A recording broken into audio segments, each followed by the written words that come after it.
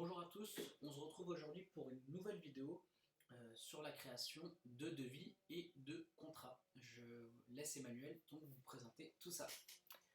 Alors, toujours pareil ici, avec le menu déroulant, on va venir sur la liste de nos clients.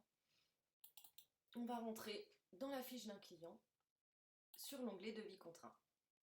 Donc ici, on va pouvoir retrouver tous les devis, les contrats qui ont pu être réalisés. Donc là, c'est un nouveau client, donc on n'a pas encore fait de premier. Donc là, on va pouvoir réaliser soit un devis, soit un contrat, mais ça, c'est la même construction de base, que ce soit pour un devis ou sur un contrat. C'est juste le modèle de document qui définira à la fin si ça devient un devis ou un contrat. Donc là, par exemple, on a plusieurs choix. Alors, je vois, il y a plusieurs. Voilà. Alors, Apologique nous fait une moyenne, c'est-à-dire que si quelqu'un prend 3 heures par semaine, on n'a pas forcément tous les mois le même nombre de semaines. Des fois, c'est des semaines où il y a 4 semaines, des fois 5 semaines. Donc en fait, il fait une moyenne sur l'année. 52 semaines divisé par 12, ça donne 4,33. Donc il donne au client une idée moyenne de ce que ça va lui coûter par mois. On peut aussi choisir au réel, puisque si quelqu'un nous demande un CDD sur un mois, sur 15 jours ou sur 6 mois, on peut lui faire un devis sur la période réelle de sa demande. D'accord. Donc là, on va prendre l'exemple d'un devis contrat classique avec 4,33. Donc on va mettre une date de début, pas de date de fin si c'est un CDI. Par contre, si c'est un CDD, on pourra y mettre une date de fin. Si la personne a un besoin pour 6 mois, vous pourrez y mettre une date de fin. Il y a un intérêt, si c'est pour 6 mois, à mettre en type de contrat, on ne met pas contrat réel du coup? Alors, soit c'est réel parce qu'il a besoin d'un nombre d'heures précis. Par contre, si on sait qu'il veut 12 heures par mois pendant 6 mois, on va quand même choisir le 4,33 et on va mettre une date de fin. D'accord. Voilà. Privilégier 4,33. C'est ça.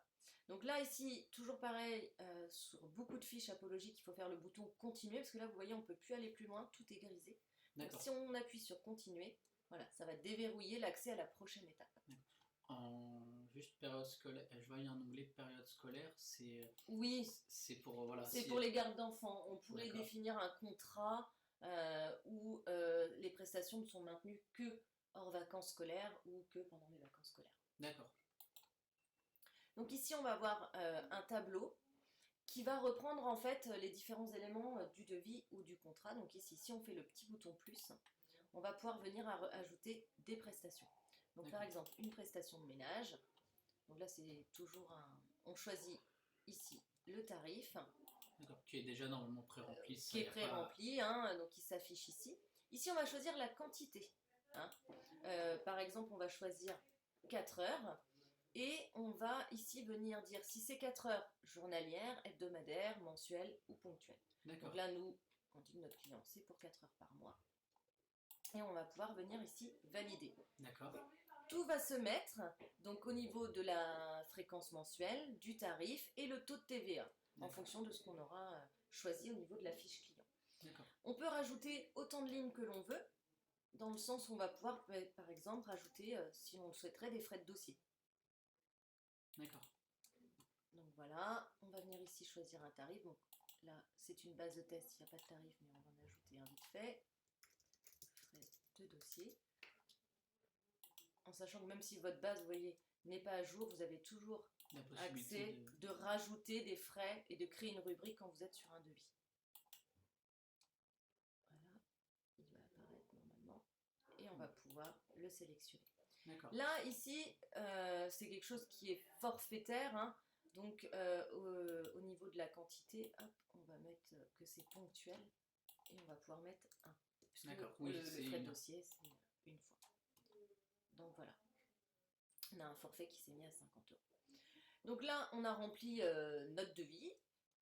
Si la personne avait une prise en charge, si on sait qu'il a une participation par exemple de 50%, on aurait pu venir ici, cliquer et mettre le montant de la prise en charge, ce qui fait que ça va se déduire directement de son devis. Il a la notion de la somme qu'il va réellement payer par mois. Donc ici, on fait calculer, hein, et ça va venir enlever 100 euros à notre facture, en fait. Enfin, à notre devis. Notre devis est terminé, maintenant on va pouvoir, alors on peut revenir, hein, modifier, supprimer des lignes hein, si on s'est trompé. Il y a un petit engrenage. Voilà, il y a ici un petit plus, un petit moins, et si on avait beaucoup de lignes, on pourrait venir ici descendre et voir. Si on clique sur imprimer, c'est là qu'on va pouvoir choisir si c'est un devis ou un contrat grâce au modèle qu'on a dans la base documentaire. D'accord. Donc là, c'est un devis avec une prise en charge. Hop. Ça, encore une fois, c'est propre à chaque C'est propre agence. à chacun. Voilà. Chacun aura paramétré un peu comme il le souhaite ces documents, ces devis ou ces contrats typiques. Après, il faut juste choisir le bon en fonction de la demande du client. Voilà. Souhaitez-vous archiver ce devis dans les contacts? Alors, on va mettre oui, comme ça nous fera une traçabilité, comme quoi on a établi un devis. D'accord. Et là, on met oui. Et là, souhaitez-vous imprimer? Donc là, ben oui, pour le voir. Si vous mettez non, ce n'est pas grave, il va s'enregistrer de toute façon dans le logiciel et vous pourrez y accéder quand vous voulez. Dans la fiche Dans la fiche du client. Donc là, voilà, on a en format Word le devis, le devis qui s'affiche, qui reprend les informations qu'on avait mis dans la fiche client, donc d'où l'importance de rentrer le nom, le prénom, l'adresse, etc. Parce que ça, ce sont des informations obligatoires. Voilà. Et donc on voit le tableau qu'on a créé initialement avec les 4 heures de ménage par mois et les frais de dossier. Et donc comme il y avait un montant de prise en charge, on l'a mis ici, hein, comme ça le client est informé du montant de sa prise en charge. D'accord. 200 €. Et voilà, il y a la deuxième partie ici avec... Enfin voilà, c'est les modèles type de devis. Voilà, ça encore une fois, c'est propre à chacun. Donc si on retourne sur la fiche, là on a imprimé cette version en modèle devis, mais on aurait très bien pu l'imprimer en partie contrat. Donc là si on choisit le contrat, donc toujours on va mettre oui, hein, pour qu'il apparaisse dans les documents, et souhaitez-vous l'imprimer, on va mettre oui, et de la même manière, ça va nous ouvrir. Encore une fois, c'est vraiment la preuve de votre travail, donc il faut absolument les enregistrer et... Voilà. Et là, on a le contrat qui apparaît avec les informations, toujours pareil, hein, qu'on a pu mettre dans le tableau, et puis les coordonnées de la personne, etc. D'accord. Donc ça va faire remplir après par le client. Par le client, à faire signer. Hop. Voilà. Donc voilà. Après, si on annule ici, on va retrouver hein, le devis, on peut y réaccéder à chaque fois. On peut aussi là, on peut... choisir si c'est de filtrer voilà, que les contrats, tous les devis. On peut en ajouter un deuxième s'il y avait une nouvelle demande. Voilà, il trouve que 4 heures, c'est pas assez. On refait un devis à 6 ou on refait un nouveau contrat. Parce qu'il faut savoir qu'il faut refaire des contrats et des devis à chaque fois que ça va toucher à l'enveloppe financière. C'est-à-dire que si la personne augmente ou diminue son nombre d'heures, à chaque fois, il faut refaire un devis et un contrat. Là, je vois qu'on a un onglet devis et donc un onglet... Oui, parce qu'on pourrait mettre le stade, en fait, s'il est en mode de création, s'il a été refusé par le client.